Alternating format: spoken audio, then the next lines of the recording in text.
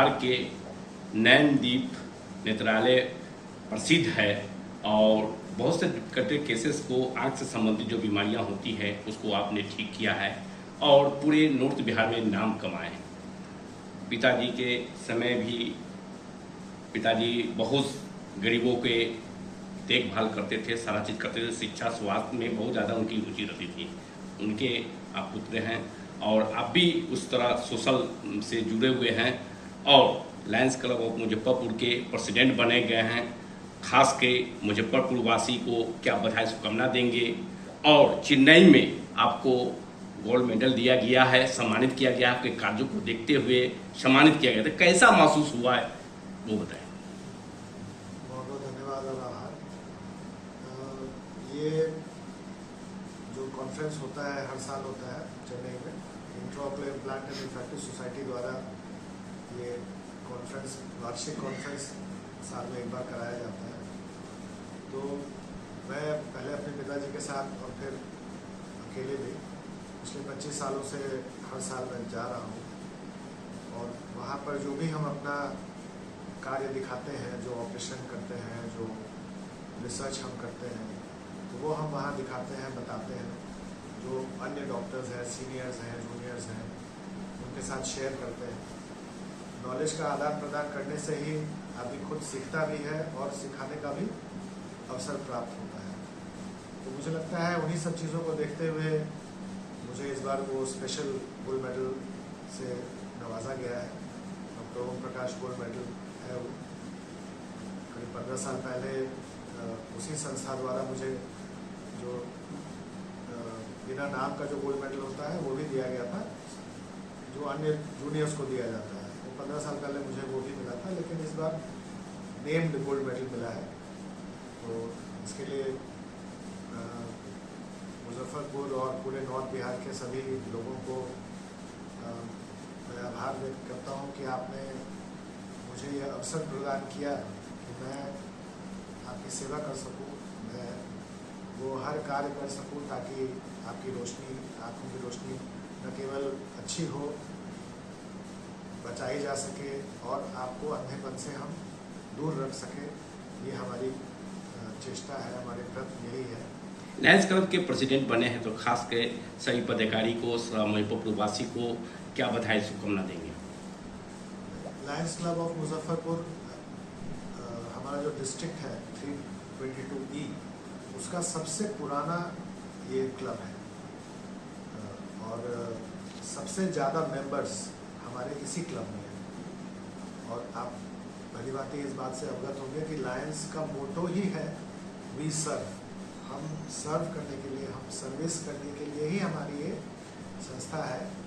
और मेरी ये कोशिश रहेगी कि अगले 1 साल में मैं हमारा बगल में ही लायंस सेवा केंद्र है, उसको हमने किसी तरह से कंप्लीट कर लिया है। तो वहाँ पर कम से कम हर संडे को हम मुफ्त में मरीजों को देखेंगे। Doctor A.K. दास जो हमारे पूर्व में भी प्रेसिडेंट रह चुके हैं, वो भी इस कार्य में लगे हुए हैं। जो डायबिटीज़ की एक संस्था है, उन्होंने उसके साथ लायंस क्लब को जोड़ा है, तो वो एक नेशनल संस्था है। तो मुझे ये उम्मीद है कि हम डायबिटीज़ के मरीजों को वहाँ अच्छी सेवा दे सकेंगे। और देखा गया है कि नैनदीप नेत्रालय के द्वारा हर साल हर मतलब कि जो है से इस पर मतलब कि शिविर लगा के लोगों के निःशुल्क मतलब इलाज करती है। तो ये विगत हम आज से नहीं, करीब 25-30 साल से हम देखते आए हैं। तो इस तरह की सेवा आपकी रहती है और गांव-गांव में हर जगह के ऑपरेशन में भी आप लोग सहयोग करते हैं, तो इस विस्तार से बताएं। तो पहले जब मेरे पिताजी थे और यहाँ पर काफ़ी सालों से हर साल ये कैंप वगैरह किया जाता था। एक ही कैंप नहीं, अनेक कैंप किए जाते थे। मुजफ्फरपुर में नहीं, पूरे नॉर्थ बिहार में मेरे पिताजी घूम करके ऑपरेशन वगैरह किया करते थे। लेकिन जब सरकार ने अपनी एक प्रोग्राम, जैसे UPA 2 में आप जानते होंगे कि राष्ट्रीय स्वास्थ्य बीमा योजना शुरू की, उसके बाद उसी योजना को बीजेपी की सरकार ने आयुष्मान भारत का नाम दे दिया। नहीं है, मरीज खुद ही आते हैं और उस सरकारी जो बीमा योजना है उसके तहत यहाँ फ्री में इलाज पाते हैं। उनको फ्री में यहाँ ऑपरेशन करने का सुविधा जो है हम वो प्रदान करते हैं। अपनी ओर से क्या संदेश देंगे जो लायंस क्लब के जो जितने भी मेंबर हैं उनको क्या सलाह देंगे और किस तरह संगठन को आगे बढ़ाएंगे आप? मैं तो अपने सारे साथियों से यही उम्मीद करूंगा कि आप मेरा सहयोग करें, क्योंकि अकेले आदमी कोई कुछ नहीं कर सकता है। लायंस क्लब हम लोग ऑलमोस्ट 100 मेंबर्स हैं, तो 100 के 100 मेंबर्स से मैं यही उम्मीद करूंगा कि आप मुझे पूरी तरह से सहयोग करें, ताकि हम लोग एक दूसरे का हाथ पकड़ करके मुजफ्फरपुर की जनता को जो भी हम करना चाहते हैं उसमें हम सफल हो सकें। आपकी पत्नी भी मतलब कि जो है रोटरी क्लब से जुड़ी हुई थी, बहुत से संगठन से जुड़ी हुई थी, बहुत तरह से ये सेवा किए हैं मुजफ्फरपुर में, गांव-गांव में, शहर में जा जाकर मतलब सेवा किए हैं। उनका भी योगदान है। आपके पिताजी का भी उस समय लायंस क्लब मतलब कि जो है से वही लोग का लाया हुआ लायंस क्लब है जो सब लोग जुड़े हुए हैं। आज आपको प्रेसिडेंट बने हैं, इस पर खास के मुजफ्फरपुर वासी को आप क्या बधाई देंगे? नहीं, ये जो प्रेसिडेंट का जो पद होता है वो मेंबर्स ही चुन करके प्रेसिडेंट सेक्रेटरी बनाते हैं। तो सबसे पहले उनको मैं बधाई और आभार प्रकट करता हूँ कि उन्होंने मुझे ये मौका दिया है। और जहाँ तक आपने रोटरी की बात की है, तो मेरी पत्नी डॉक्टर पल्लवी बहुत साल पहले ही वो अध्यक्ष बनी थी, और उनके कार्यकाल में ही हमने जो नवजात बच्चे होते हैं उनके लिए एक स्पेशल प्रोग्राम शुरू किया था।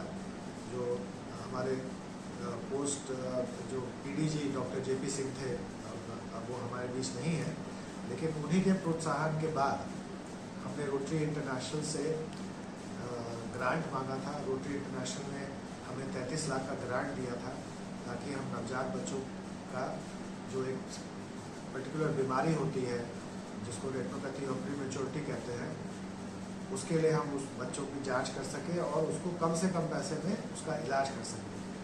अभी हम कोशिश कर रहे हैं कि एक बहुत अच्छी नेशनल लेवल की स्कीम है जो है छोटे बच्चों के लिए, जो बच्चे नवजात बच्चे जो जन्म से ही जिनको जो बीमारी होती है उसके लिए राष्ट्रीय स्वास्थ्य बाल सुरक्षा योजना एक है।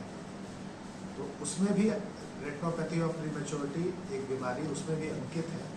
तो हम अब इस कोशिश में लगे हुए हैं कि जो बच्चे हमारे पास किसी कारणवश नहीं आ पाते हैं, क्योंकि हम तो प्राइवेट संस्था है, सरकारी संस्था में जो बच्चे पैदा होते हैं या जो सरकारी अस्पतालों में भर्ती होते हैं वो बच्चे हमारे पास नहीं आ पाते हैं, तो हम सरकार के साथ जुड़ करके उन बच्चों को भी हम चाह रहे हैं कि हम देख सकें। क्योंकि हमारे पास कुछ बच्चे ऐसे आते हैं 4 महीना 5 महीना 6 महीने के जो बच्चे आते हैं जो पूर्ण रूप से अंधे हो जाते हैं और उनको पता ही नहीं होता है कि आखिर हुआ क्या। तो अगर हम इस कड़ी को तोड़ सके, अगर हम बच्चों को सही समय पर देख सकें, क्योंकि आप जानते हैं बच्चे हमारे भविष्य, हमारे देश के लिए अगर बच्चा कोई अंधा हो जाता है तो हमारे ऊपर वो कितना बर्डन हो जाता है देश के लिए भी, और माँ बाप के लिए कितना बड़ा बर्डन हो जाता है। अगर कोई बच्चा 5-6 महीने में अंधा हो गया, उसका जीवन कैसा होगा, अंधकार का जीवन कैसा होगा, माँ बाप का जीवन कैसा होगा, वो कैसे लालन पोषण करेंगे एक अंधे बच्चे को। तो इस कड़ी को हम चाहते हैं तोड़ना, और हम यही उम्मीद कर रहे हैं कि हमने लिखा है, जेपी नड्डा जी को लिखा है, और हम वेट कर रहे हैं कि वो जब हमें बुलाएंगे तो हम ये बातें उनसे कह सकेंगे और बताएंगे कि हम कहाँ चूक कर हो रही है और उसको हम किस तरह से उसको रेक्टिफाई कर सकें, उसको करेक्ट कर सकें, ताकि हम बच्चों को सही समय पर देख सकें और उनकी आंखों की रोशनी को हम बचा सकें। परिचय सर बताइए। मेरा नाम डॉक्टर शलभ सिन्हा है और मैं पिछले 25 साल से नैतिक नेत्रालय में एज एन आई सर्जन काम